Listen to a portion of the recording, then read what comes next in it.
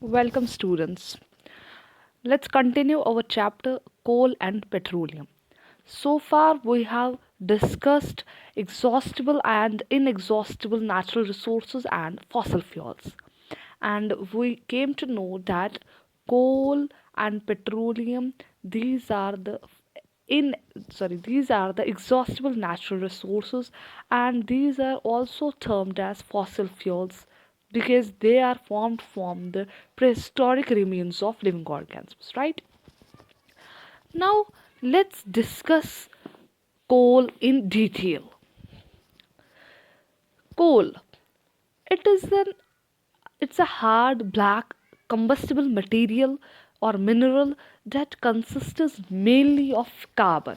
So basically, coal is mainly made of carbon, and it is hard and black, and it is hard as stone. Okay, and it is found in deep coal mines under the surface of the earth. In India, coal is found mainly in Bihar, West Bengal, Orissa, and Madhya Pradesh. And in our country, it's found in abundance, and it is the most important source of energy in our country. Now, students, the question arises how coal was formed. So, students, it is formed by the decomposition of large land plants and trees buried under the earth about 300 million years ago. Actually, this happened as some about 300 million years ago. What happened?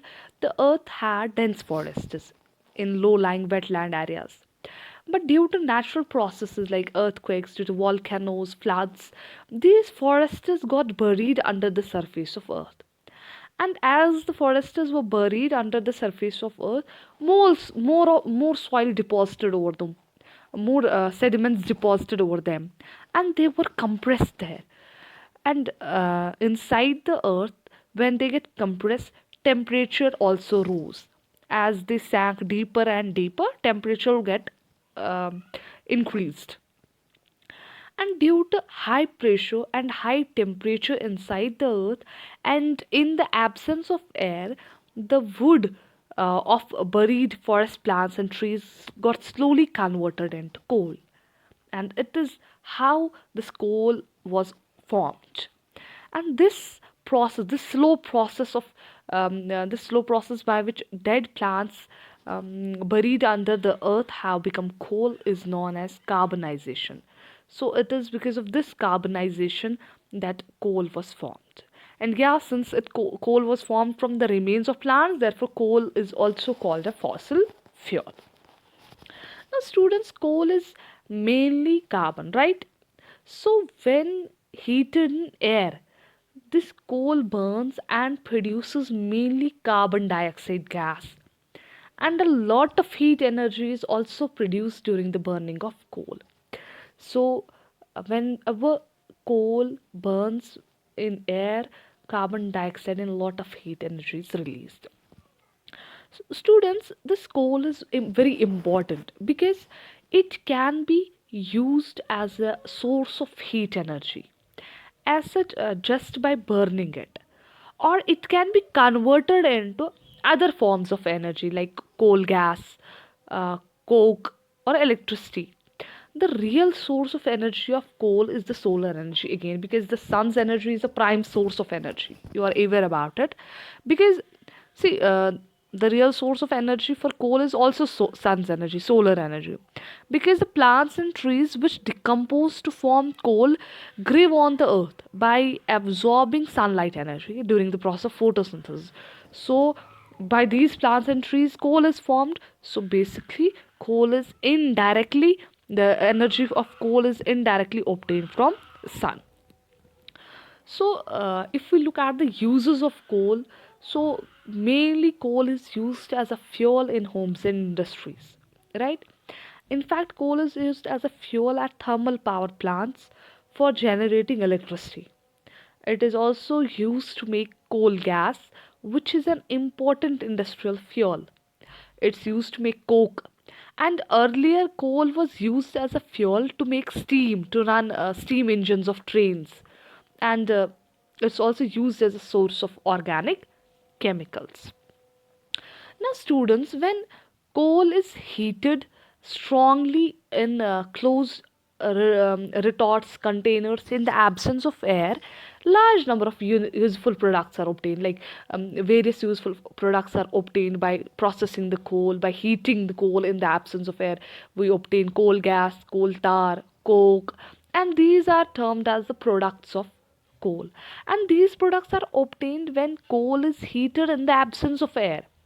So, if coal is heated in the presence of air, then coal burns and produce carbon dioxide and gas, and no other useful product is obtained. But the strong heating of coal in the absence of air, then we'll obtain such products: coke, coal tar, and coal gas. And the strong heating of coal in the absence of air, it's called destructive distillation of coal. Now let's describe the various products of coal in somewhat detail. So let's start with coke. Students, coke is a tough and porous black solid substance, and it's prepared by heating coal in the absence of air, as I told you. So, whenever coal is heated in the absence of air, then coal gas and coal tar are eliminated, and coke is left behind as a black residue. So you can say that coal minus volatile constituents minus coal gas, coal tar, we get coke. And this coke is almost the pure form of carbon. It contains almost 98% carbon. And it's mainly used as a reducing agent in the extraction of metals like extraction of iron, extraction of zinc. It's used as a reducing agent, and it's used in the manufacture of steel. It's also used as a fuel. And yeah, students, this coke is better fuel than coal because it produces more heat on burning than an equal amount of coal. And moreover, coke burns without producing any smoke, whereas coal produces a lot of smoke on burning. Okay, so it's also used, this coke is also used in the manufacturing of graphite and calcium carbide. Now let's talk about coal tar. Coal tar is a thick black liquid having an unpleasant smell, and it is obtained by heating coal again in the absence of air, not in the presence of air. Because if we heat coal in the presence of air, then we'll get carbon dioxide and heat energy, nothing else. Okay, so it's coal is heated in the absence of air, and we obtain coal tar. And this coal tar, it's not a single compound. In fact, it is a mixture of about 200 carbon compounds, organic compounds. And the useful compounds present in coal tar are benzene, naphthalene, anthracene, phenol, aniline. So, in fact, the naphthalene balls, maybe you have seen that using in your homes.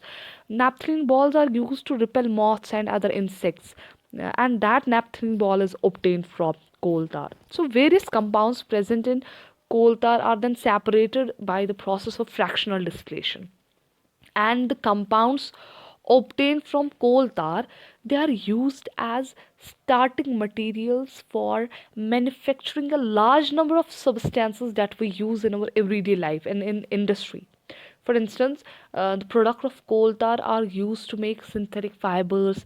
They are used to make drugs, medicines, plastics, synthetic dyes, in fact perfumes, paint, varnishes, pesticides, explosives. Products of coal tar are used in so many things.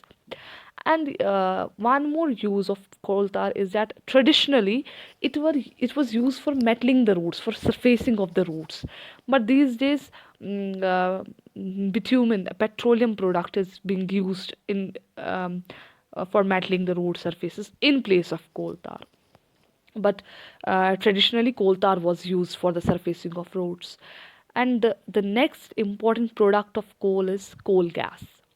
It is a gaseous fuel which is again obtained by strong heating of coal in the absence of air. So during the processing of coal, to get coke, we obtain this gaseous fuel, coal gas. and it's mainly a mixture of methane and hydrogen with some carbon monoxide. Now, see, all the gases that are present in the coal gas, they can burn to produce heat, due to which this coal gas is an excellent fuel.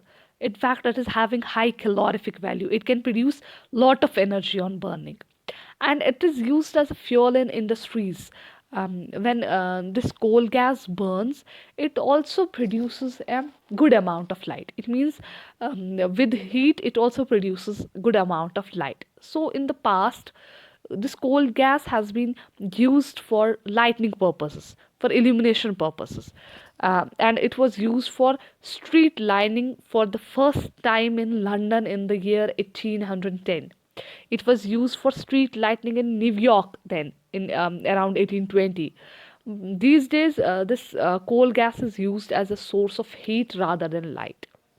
So these are all the important products which we obtain from the coal. I hope the formation of coal and the products of coal is clear. Thank you.